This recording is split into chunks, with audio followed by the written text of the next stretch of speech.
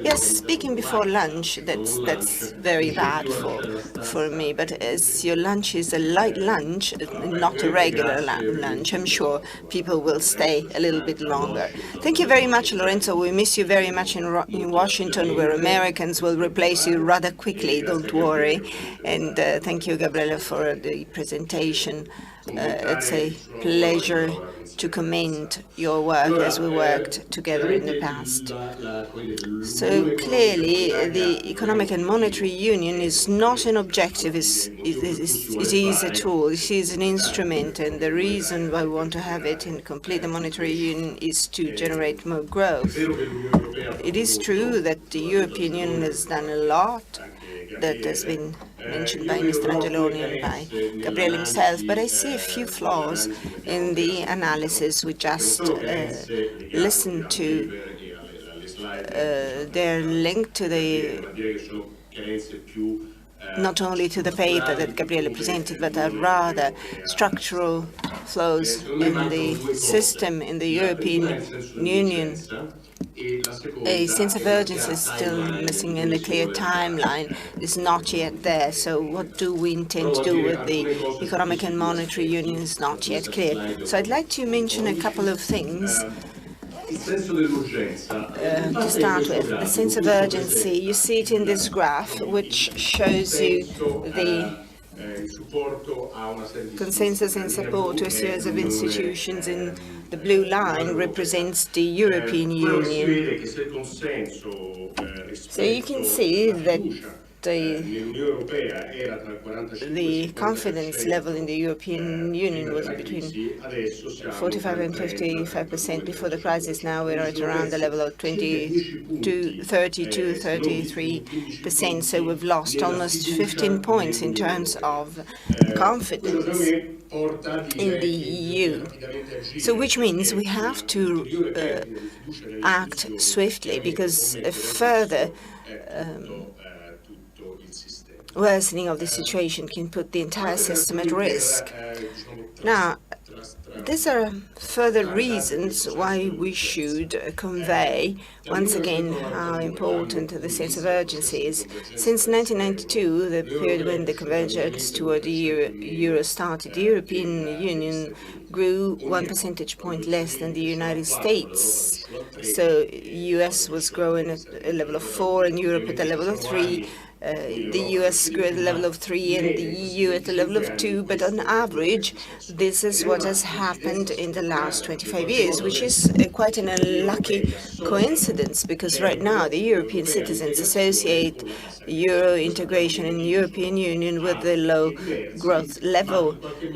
We know that there are other reasons for that, but citizens are making the association, so there's a need to start earlier in order to change the narrative around the European Union and around the euro. Another important element is youth unemployment, especially in these years of crisis. We run the risk of consigning our 4 million youth to unemployment for the next decades, and we have to avoid populistic movements, both right and left. And another reason to convey the sense of urgency is geopolitical rather than economic, but we have to consider it because Europe is at the very center of a series of tensions, the Russia-Ukraine conflict to the east and Syria and Libya, which means we have a responsibility of being the front line in this crisis. But if Europe doesn't have the financial resources to do that, and if the leaders do not have the political capital to utilize for the purpose of resolving these problems, because they have their own internal problems to take care of, you can understand that critical situations may ensue therefrom. So creating more growth and completing the economic and monetary union in order to face all of these crises. And then America's watching us. These graphs show the relations between Europe and the United States. On the right-hand side, you see the export of goods and services from the United States to the largest trading partners worldwide. You see the 27 EU is the largest one, so excluding Great Britain at this point. And the EU is the largest recipient of goods and services from the US. If Europe doesn't grow, demand exports and demands will decrease, American exports will decrease, so Americans could look at us in an even grimmer face than today. So these are the foreign direct investments calculated at the historical cost, so it's the stock, it's not the flows. On the left-hand side, you see American investments abroad, and on the right-hand side, you see foreign investments in the EU, in the United States. You see that the EU 27 is the biggest country, and you see that 40% of the investments going to the United States come from the European Union. So bigger growth, larger growth means widening this investment flow between Europe and the United States. Going back in terms of growth or slowing down means that an important element in the graph will be missing. It is important that Europe is capable of generating more growth in the future, because Americans and America do have very strong interests that have got to be preserved.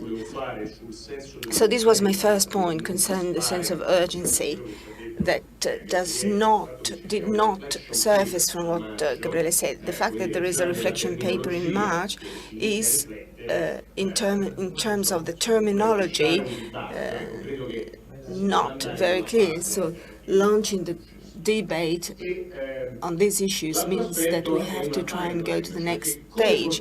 Another aspect is the timeline. How can we bring Europe towards growing more?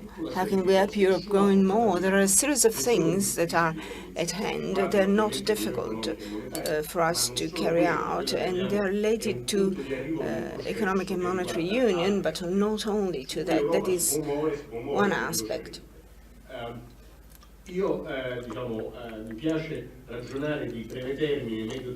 like talking about the short, medium and long-term plans. The short term is from now to the next year, the medium term is the end of this Commission, and the long term is from now to the year 2022. For all of the three of them, we have to start acting right now. Let me tell you something about the short and medium term. It is not an economic or monetary component, but it is related with growth. There are a few aspects which we deem important, and when I say we, I mean the European American constituency taking a look at these things at the Atlantic Council. Of course, negotiating the Brexit wisely, that is the British term, or responsibly, we would probably say in Italian, yeah, we have a term for wise in Italian too. So we have to negotiate it wisely, looking at the next years.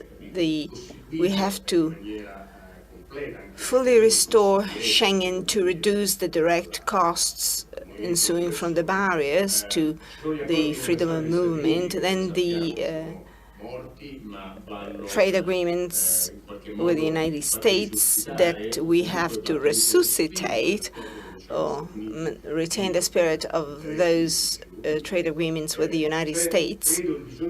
I believe there is a need to give a short-term response from the European Union to the preoccupations resulting from the various populistic trends in Europe, utilizing the window of opportunity of the low interest rates that is still there in order to launch a public investment plan of a one-off type at the European level, which may generate the demand in the short run and boost potential growth in the long term. So there are a series of things we can do.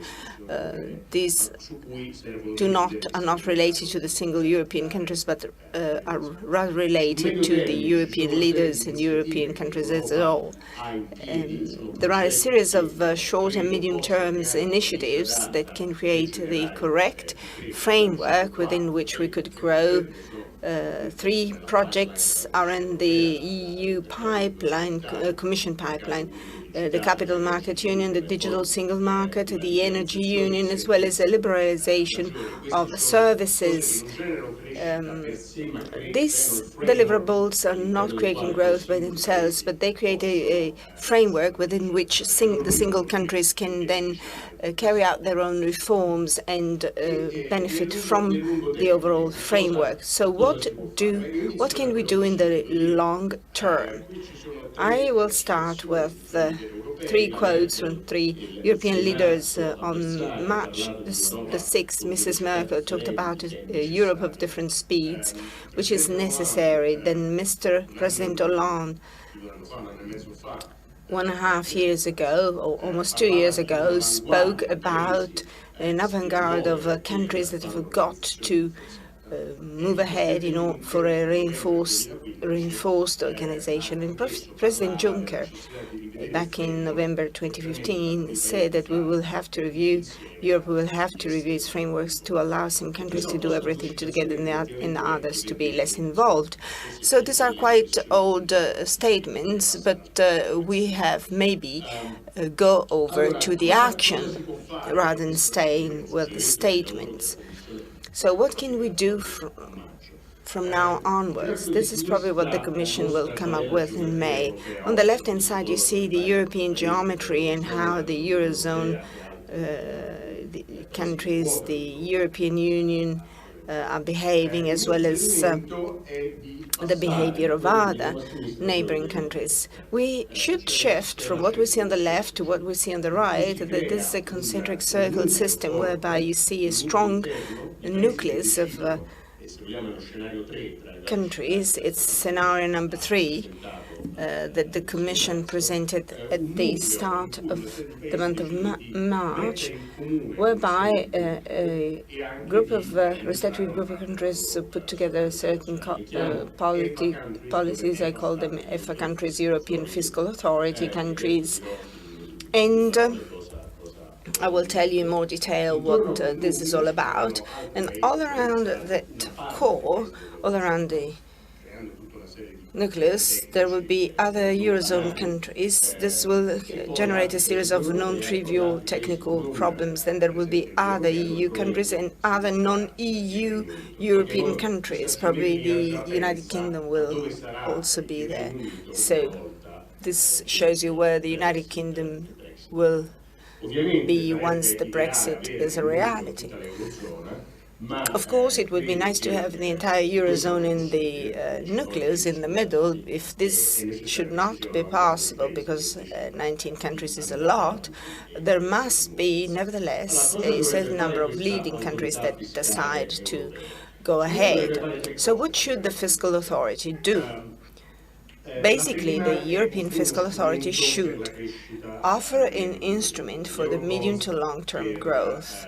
So some Euro bonds capable of financing infrastructures, human capital, as well as research. So it's not a mutualization of the debt in the financing of the current deficit of each single country, but rather an additional issue that some countries could have access to if they become part of the internal core of the nucleus. And it should be a limited issue vis-à-vis the GDP of these countries in order not to have an adverse effect. It would be a AAA issue, and it would have a series of benefits. The second thing that this authority should do is having a common budget for stabilization purposes, so being capable of utilizing that part of the budget in order to face and symmetric and asymmetric shocks in the area. And of course, an adverse mechanism could ensue. So who would like to get into these circles? Also those countries that have no good accounts. So we need a corrective measure. We need to enforce the corrective measure well beyond the Stability Pact, whereby the authority may, under certain circumstances defined on the basis of some rules, impose some measures and intervene in the national accounts. So a kind of a mechanism that can be imposed and applied by an external authority, which means losing sovereignty to a broad extent. But without such a mechanism, very rarely a country like Germany, that is necessary in the nucleus, could become part of it. So why do we need a correction mechanism or an enforcement, a stronger enforcement mechanism? Well, I partially try to account for it in this graph. These are the number of years since 2001, years where there has been a deficit to GDP ratio that was greater than 3%. So we started off in 2001 with the countries that were already in the EU. For the other countries, the calculation starts off from the year when they joined. So for the Eastern countries, this means 2004.